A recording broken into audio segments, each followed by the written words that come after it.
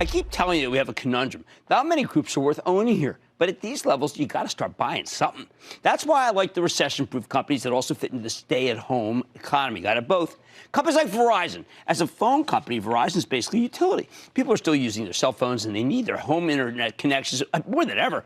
On top of that, Verizon's got the best balance sheet in the industry, so you know it's bountiful. 4.6% yield is safe, but we're going to check into that. There's a reason the stock only down $8 from its highs. Meanwhile, the company's bending over backwards to accommodate its customers. If you can't pay your bills for the next couple of months, they won't cut off your service or charge you any late fees. And you've been adding capacity to handle the data traffic as millions more people work from home. So let's take a closer look with Hans Vestberg. He's the chairman and CEO of Verizon. Hear more about what his company's doing to help us get through this pandemic. Mr. Vestberg, welcome to Mad Money. Hi, good evening or good afternoon. Well, it's great to see you. Great to see you. And I know that you're great a person, you. You have a common touch. I've known that from when I met you at one of those Benioff dinners. And what I'd like to know from you is what this country's fundamentally changed. The world's fundamentally changed, but this country's fundamentally changed overnight. What is the impact of that fundamental change on Verizon?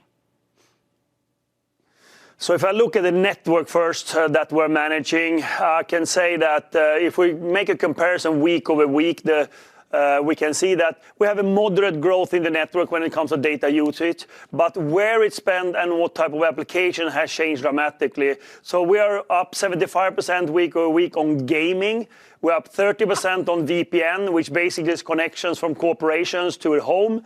We're up over 20% on web traffic, 12% up on streaming. So you see that as these countries are changing quite dramatically how we operate, also the network are changing. So we are constantly following those patterns, how it's changing. When it comes to our own employees, I mean, we have in less than 1 week actually moved 100,000 people working from home all around the globe, the majority in the US.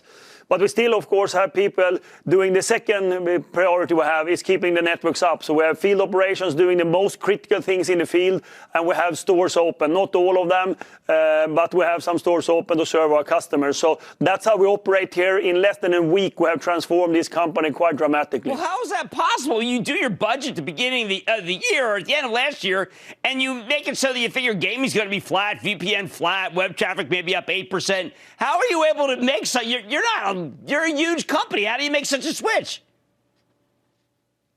No, I think that what our strategy is the network.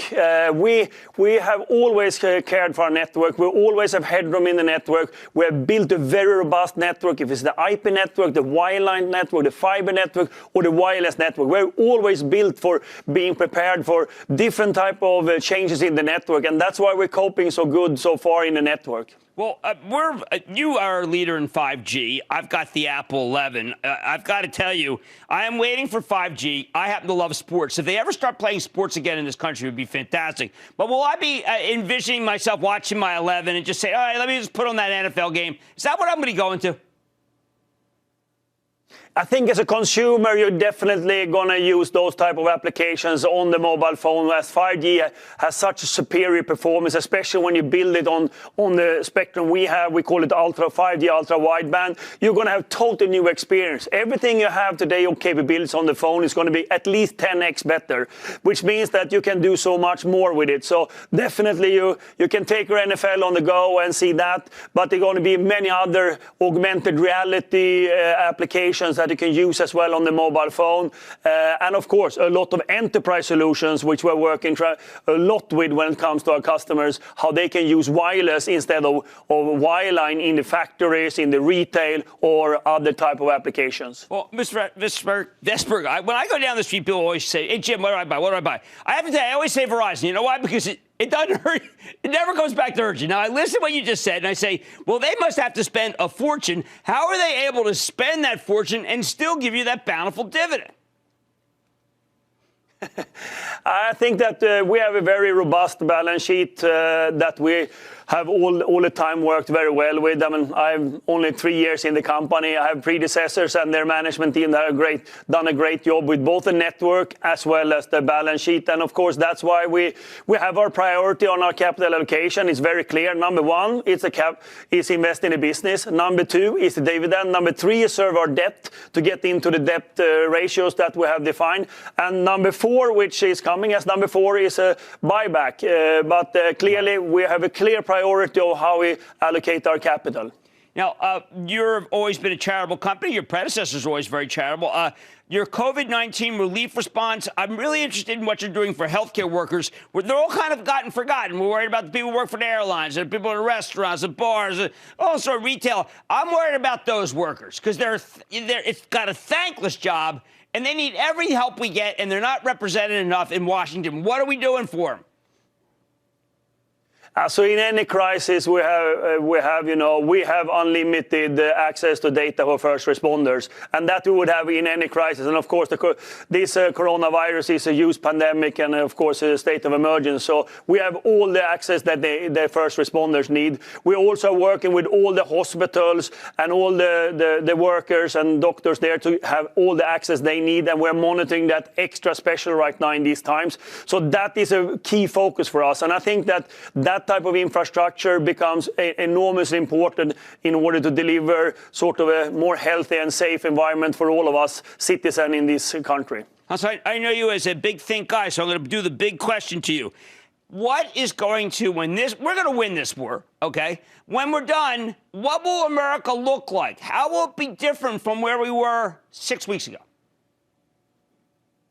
It's hard to say so short into this pandemic, but I think we're going to see a new normal where probably people are going to find out it's actually going to work in a different way, more communication and virtually, because, I mean, we are running all our executive team meetings. I'm in the emergency operations center here where we are following everything. We have a skeleton crew. The rest of the people working here monitoring everything happening in our network with our employees. They are spread out around the country and still doing the same work. So I think we see that. And I think that's also why when we're going to go through these really tough and really hard times, I think that we will come out very strong out of that, because the technology will be enormously important going forward in the world that we will see in the future. And I know you are passionate about the planet, okay? Is this not a moment where we're sitting back and saying we are going to lower our carbon footprint dramatically because we're not going to go on the road to our office?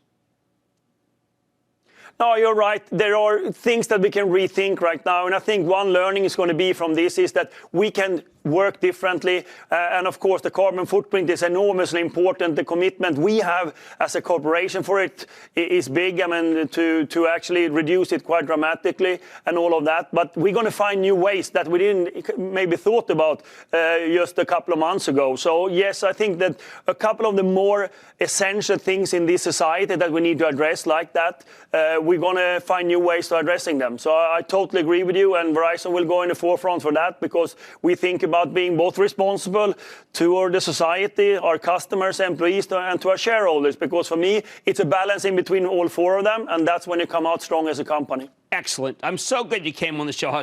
Just a breath of fresh air and also a little bit of optimism in the way you're approaching the world. Thank you so much. That's Hans Vestberg. He's the chairman CEO of Verizon. Hey, no one ever got hurt by Verizon. Stay with Kramer. Don't miss a second of Mad Money. Follow @Jim Cramer on Twitter. Have a question?